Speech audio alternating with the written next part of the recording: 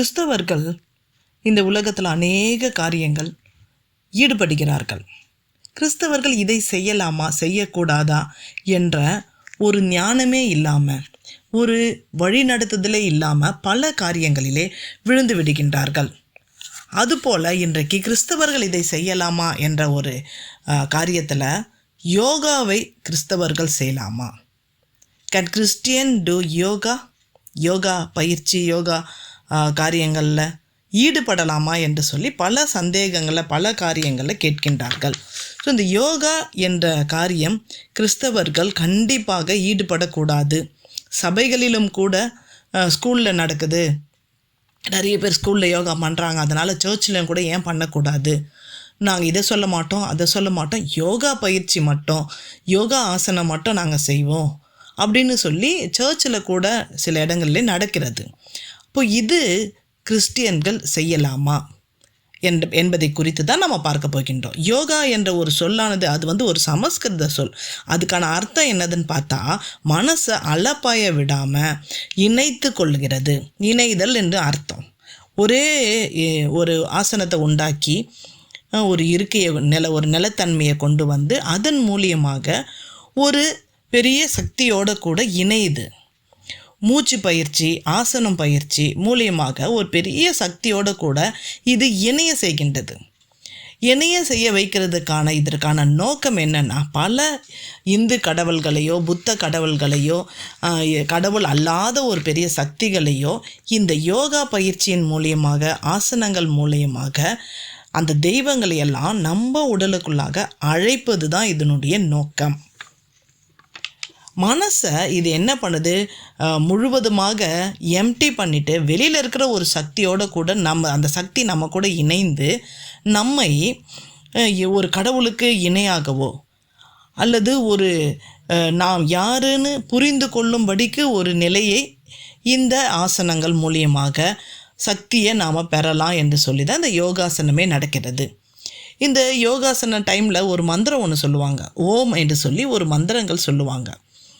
அதனுடைய அர்த்தம் முழுவதுமாக கத்தருக்குள் என்று சொல்லி நிறைய விளக்கங்களை நம்ம சொன்னாலும், அவர்கள் பயன்படுத்துகின்ற யோகாசனமானாலும் ஆசனம் மூச்சு பயிற்சி ஆனாலும் சொல்லுகின்ற இந்த மந்திரங்கள் ஆனாலும் அது ஒரு தீய சக்தியை நம்மளுடைய சரீரத்திற்குள்ளாக கொண்டு வருவதற்கு நாமளே கூப்பிடுகின்றோம், நாமளே அழைக்கின்றோம். அப்படி தான் இந்த இடத்துல அந்த மந்திரங்களை சொல்ல காணப்படுகின்றது. ஸோ இதை கண்டிப்பாக கர்த்தருடைய பிள்ளைங்க செய்யவே கூடாது. இது நிமித்தம் அவங்களுடைய சரீரத்தை அவங்க என்ன பண்ணுறாங்க, அந்த தீய சக்தியோடு கூட இணையும்படிக்கான சூழ்நிலை கொண்டு போகிறது. நிறைய பிள்ளைங்க, கர்த்தருடைய பிள்ளைங்க சர்ச்சிலேயே நடக்குதுன்னு போய் அட்டன் பண்ணுறாங்க. இதுபோல் வெளிநாட்டில் தைலா அப்படின்ற ஒரு சகோதரி, அவங்க என்ன பண்ணுறாங்க, யோகா செய்ய பயிற்சி பெற்று யோகா செய்கிறாங்க. அப்படி செய்யும் பொழுது அவங்களுக்குள்ளாக ஒரு ஈவில் ஸ்பிரிட் அட்டாக் ஆகியிருக்கு. ஸோ அதுலேருந்து அவங்க டெலிவரன்ஸ் ஆகிறதுக்கு ரொம்பவே ஆபத்தான கண்டிஷனுக்குள்ளே போனாங்க. அவங்களாகவே ஒரு வீடியோவை எடுத்து அனுப்பினாங்க. கேன் கிறிஸ்டியன் டூ யோகா அப்படின்ற ஒரு தலைப்பில் அவங்க என்ன பண்ணுறாங்க, இந்த யோகா செய்வது, அந்த தைலா என்ன சொல்கிறாங்கன்னா, இந்த யோகா செய்வது ஒரு ஆபத்தான நிலவரம், கிறிஸ்தவர்கள் யோகாவை பங்கேற்கவே கூடாது, இந்த யோகா மூலியமாக தீய சக்திகளை நாம் அழைக்கின்றோம், ஸோ அதனால் இதனோட கூட நாம் யோகாவை போய் செய்யவே கூடாது என்று சொல்லி அவர்கள் பகிரங்கமாக ஒரு வீடியோவும் போட்டிருக்காங்க. இதுபோல் நிறைய வீடியோக்களை நம்ம பார்க்கலாம். ஸோ இன்றைக்கு கர்த்தருடைய பிள்ளைங்க சரீரத்தை கண்டிப்பாக பாழாக்கக்கூடாது. 1 கொரிந்தியர் 3:17 வசனத்தை சொன்னோன்னு வச்சுக்கோங்களேன். நீங்கள் அது ஆல்ரெடி உங்களுக்கு தெரிஞ்ச வசனம், அந்த வசனத்தை நீங்கள் திரும்பியும் பாருங்களேன். இந்த சரீரத்தை வேறு தீய காரியத்திற்கு நம்ம என்ன பண்ணக்கூடாது, கெடுப்பதற்கு கொடுக்கக்கூடாது. ஒருவன் தேவனுடைய ஆலயத்தை கெடுத்தால் தேவன் அவனை கெடுப்பார். இன்றைக்கி கிறிஸ்தவங்க குடும்பங்களில் லைஃபு பாழாக கிடக்கிறதுக்கு இப்படி ஒரு பிரித்தெடுக்கப்பட்ட அனுபவம் நம்மளுக்குள்ளே இல்லாதது தான் காரணம். 1 கொரிந்தியர் 3:17 பாருங்கள், ஒருவன் தேவனுடைய ஆலயத்தை கெடுத்தால் அவனை தேவன் கெடுப்பார். தேவனுடைய ஆலயம் பரிசுத்தமாக இருக்கிறது, நீங்களே அந்த ஆலயம்.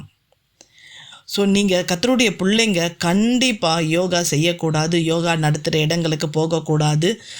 ஸ்கூலில் யோகா நடக்குது, நாங்கள் என்ன பண்ணுறதுன்னா அந்த ஸ்கூலே வேண்டாம். யோகா இல்லாத ஸ்கூலுக்கு நீங்கள் கொண்டு போய் சேர்க்கணும். உங்கள் பிள்ளைங்களை பரவாயில்ல இருக்கட்டும் அப்படின்னு நீங்கள் போய் செய்ய, அவங்க வேறு வழி இல்லாமல் அதை செய்வார்கள் என்று சொன்னால் அவங்க லாங் லைஃப்லேயும் அவங்களுக்குள்ளார ஒரு ஸ்பிரிட் ஃபாலோ பண்ணிக்கிட்டே இருக்கும்.